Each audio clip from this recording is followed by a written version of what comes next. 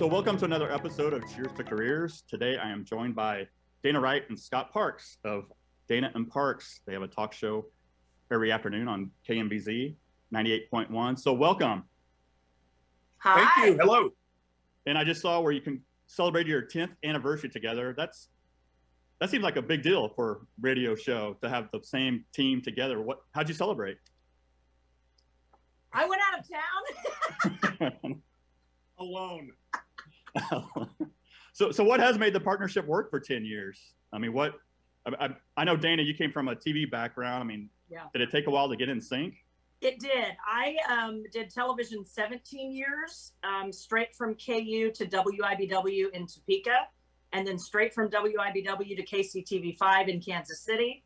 And then this one started trying to get me to bail to do talk radio.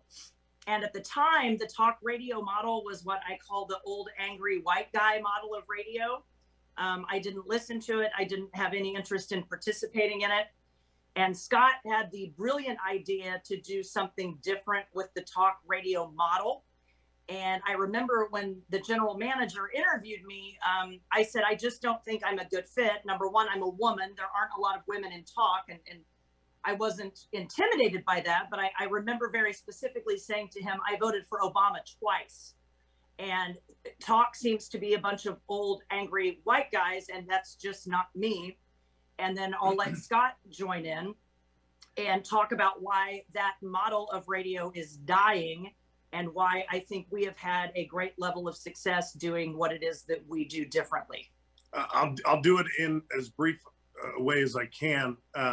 Quite honestly, the old model for talk radio, as we've known it for so long, it's just aged out. The demographic has aged out. But in regards to what Dana was saying, and I think I speak for her in this regard, with radio of any format, but in particular talk radio, you get 15 to 20 minutes of their time. And what's the point in being the other person in the car, if you will, the passenger, the unseen passenger, if the whole time they're angry or you're making them angry? And the whole point of Dana and Parks, I think from the get-go, was to be interesting and have some impact, no doubt about it, but to also be, when necessary, a little bit light. And that's not a term often used with talk radio, just to be the friend in the car as you're driving home trying to figure out what you're going to be doing with the rest of the day. And I think we've done that very successfully, in part, and this is huge, you can't fake chemistry on the radio. You have to genuinely like each other off the air to like each other on the air. And I think that's a huge component that this show doesn't get enough credit for in that regard, that we genuinely like each other. There are times when she drives me nuts, and I know there are times that I drive her crazy. And that's fine. But the chemistry is there, and it's always been there. And I think that's why the show's successful. And Scott, has your whole background been in radio since you graduated from KU? From day one. An old professor who's no longer, he's with us, but not there. I don't want to put him in the grave. Doug Sudoff got me my first job at a tiny radio station at KOFO in Ottawa, Kansas. And Scott, did you actually reach out to Dana 10 years ago to ask her if she would be interested? If by reach out you mean beg, yes. So was that a tough sell, or did it take some convincing? Let's just say she wanted to look at the car more than once. I knew that we wanted a straight news talk format, and it is straight news talk. So we know a very little bit about just about everything you can imagine. We do not talk politics ever unless there is something in the news cycle so dramatic and impactful that we cannot avoid it. January 6th. We do not talk guns, and we do not, for the most part, we have stopped talking vaccine and COVID. People are sick and tired now of hearing the daily COVID count. And it's political. It's political, and there's 1,000 other places, if not more, that people can find that information. We talk a lot about education, cost of college. The college admissions scandal was a huge topic for us. The nutbag that tried to bring down a plane yesterday that had to be diverted to Kansas City is huge for us. Do you put tasers on the planes for flight attendants? It's daily news that affects our listener. And to me, the crap that is going on in Washington on that 24/7 news cycle is the least amount of effectiveness with an A when it comes to our listeners that it can get right now. It's just super angry and political, and we shy away from that. And I do believe we are the #1 rated afternoon talk show in the country. And I think I read somewhere you two really don't talk a whole lot before the show. You just sort of. No. We don't talk after it either. This is as close as we've been before 2 o'clock in like 10 years. I hope I didn't get you up too early. I have my stack of ideas for the day. He has his stack of ideas for the day. We fan them out on sheets of paper. We do not even talk about our lead before the show starts. About 6 minutes before, he'll go, what do you want to lead with? Mm-hmm. Sometimes it's obvious. Sometimes it's not. Yesterday with the airplane that had to be diverted, it was pretty obvious. We don't talk a lot about content or the direction we want to go. And if I can only just jump on that for a second, that's by design. Sure, there's a touch of laziness that's probably involved in it, but the whole point of the show, and I think what keeps it interesting and exciting, is that it's unplanned. I hate the term organic, but it almost works here. And I think in a lot of media, talk radio in particular, there's an over-reliance on planning the show. It takes away the spontaneity, it takes away the fun, and a lot of the creativity. We don't know, honest to goodness, Dana's right. I think she gave us a little bit too much credit on the time. She said 6 minutes before the show starts. I think it's closer to 6 seconds where I'll say, what do you want to lead with? And it's right when the show started, right before we go on the air. The music is playing, and I'll say, what do you want to lead with? And she'll just say, do the airplane thing. And that'll be the first thing out of the gate. But if we know where we're going, to me, if it's boring for us, it has to be boring for the listener. And hour to hour, we'll spend the top of the hour news break oftentimes saying, where do you want to go next? It's probably the most said phrase off the air on our show. Where do you want to go next? Because I don't know, and she doesn't know. And I think that spontaneity and the improv nature of that keeps the show moving and exciting. And why is it Dana and Parks and not Parks and Dana? Was that part of the negotiation when Dana got the job? She wouldn't join if it wasn't. Right. I wanted my name no, honest to God, we didn't know what to call it. I didn't even know really for the first year, if we're being honest, I didn't know. For the first year, I remember saying 100 times, what are we doing? In television news, everything is so structured, right down to the second of your day. Everything is so structured and so rushed. This was a very new format for me. And it took me a while, I think, to figure out what the heck it was we were doing. And some people will say we still don't know what we're doing, but it seems to be working, so we don't question it. It did take a while. And also for the freedom to find my voice. As a television news anchor, you are the voice of the news, but you're not allowed to have an opinion, even though we all do. And it was a little bit hard for me in the beginning to spill out my opinions. I spent 17 years trying to, I don't want to say hide them, but you're not allowed to share them. And then all of a sudden they stick a microphone in your face and they say, what do you think about Sandy Hook? And oh, hell, I had some thoughts about that. There is a freedom in this format unlike any other. And Scott, I know last week was listening to the show on the way home, and there's an incident, I think, where somebody was trying to break into a car. I don't know if you remember this. Then the dog bit the person taking the car, and then I think the lady had to file her dog as a dangerous dog. Do you remember that story? And I thought you said, I've heard everything. Yeah, you said, I've heard everything. I can retire now. How often do you say I've heard everything? Oh, man. At least once a week. People will say to us, Steve, they'll say, do you ever run out of things to talk about? I always go, have you read the news? We are surrounded by ding-dongs. We always have something to talk about. So what, if you can go back to the 1990s, what was your time like with KU journalism? I mean, are you using some of those skills that you learned back in the 90s today? Oh yeah. I started out, Steve, in law. I wanted to be a lawyer. I was pre-law. And honestly, some of those classes, media law, constitutional law, two of my favorite classes I took once I was in the J school, I think you would agree, ethics, media ethics, those types of topics come up for us all the time. What are your rights? Like locally, what are your rights if this happens?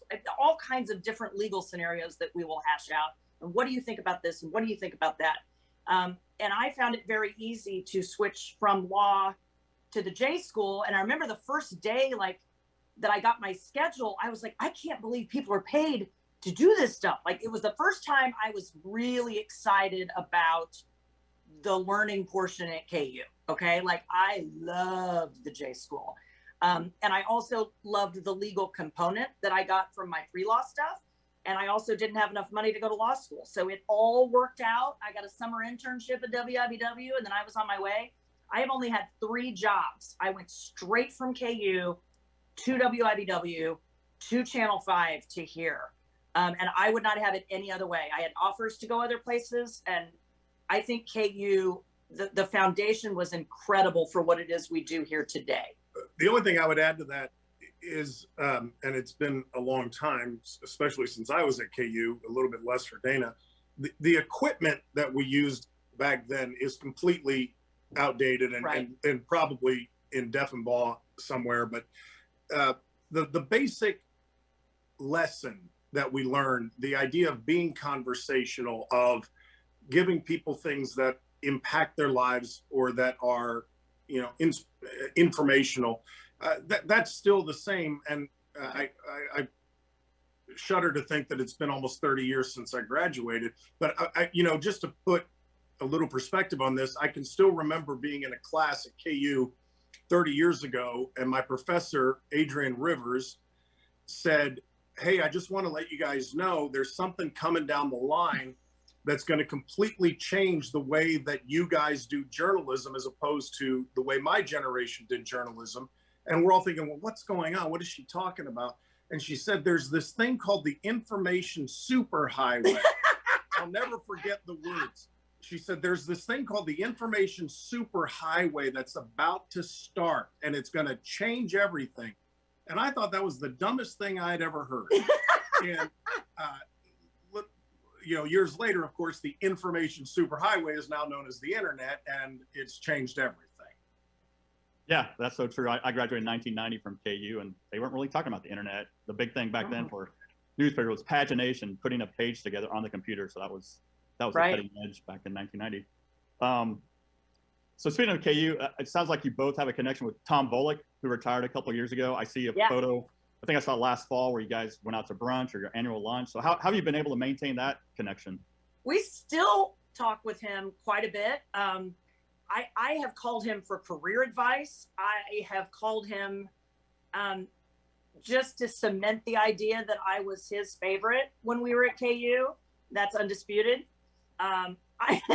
We both still have that relationship with him. He's probably the number one that we keep in contact with. We have lunch or dinner with him at least once to twice per year. And he's still around here, so it's easy to do. But one of the things I loved about the J School versus other schools that you can be in is as you march toward that senior year and the classes get smaller, you do have the ability to build those relationships that will last. And funny side note, my son, who is a senior at KU, and his daughter, who is a senior at KU, just both took Tom Volek's media law class online over the winter. And we thought that was so cool. I even said to my son, I go, Tom Volek's back. He's teaching media law. You got to get in there. And then his daughter got in there, and they were both in his class. Now, I did email Professor Volek, and I said regarding my daughter, go easy on her. She's not her dad. And he understood. That's how old we are. Our kids are now there. But Tom, you also, or I mean, Scott, you also had classes with Tom at KU?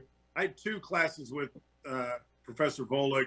And yeah, it's amazing the relationship, you know, as short as it was at KU, you know, what, 2 classes, so 2 semesters. And I'm now 50 years old. She's in her 40s. I won't betray her age in this interview, but, you know, the fact that I'm 50 years old and still having breakfast and lunch with a professor who thought I was his favorite student. I think speaks volumes. And Dana, I know you do a lot with social media. I think I saw you were kind of trapped in a parking garage a week or so ago. How did that turn out? We finally got out. That became a topic. If I didn't know I was claustrophobic until you're trapped on floor 5 of a parking garage for 45 minutes and then an hour and then an hour 15. So I thought, hell, I'm going to throw this out on social. The one thing we'll say about social is we can throw stuff out there about the Russian skating doping scandal, okay? Or Ukraine, or big, important global things that people should care about. No one reads it. But if I post some dumb crap of me trapped in a parking garage for an hour 10, and this gets back to what our show's about, everyone can relate to being stuck in that garage when traffic's not emptying out after a concert. And we try to bring every single life experience that we have. And I would remind your students, your topics for stories are everywhere. They're not in a book. They're not in a newsroom. They're not at your desk. Those topics are out there every single day when you are living your life. We'll drive by something. We had a day about a year ago, and a man at 95th and Knoll had taken his old block television screen. So for the kids listening, the huge block Samsung that you had in your basement 20 years ago, and he put it out on the curb and said, free, just free, come take it. And we start laughing about this. I go, first of all, no one wants that. No one is going to take it. It's not worth anything. Our listeners start driving by the TV and taking selfies with it. That blew up into this funny thing online. And a different topic about what do you have in your house now that in 20 years won't be worth crap that no one is going to want.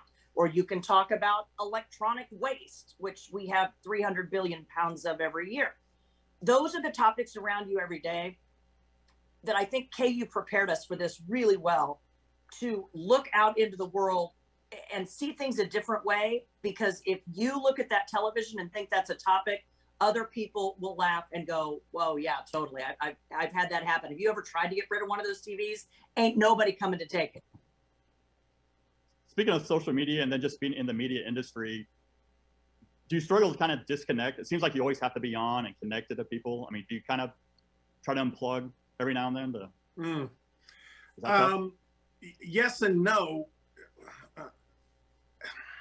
Social media to me, and maybe I'm different in this regard, is a wonderful, I would never say it's the greatest invention, because actually I think it may be the spawn of Satan, but it is a good and useful invention, and a good way, as Dana pointed out, to get your message out, to get your names out there, to promote what it is that you're doing.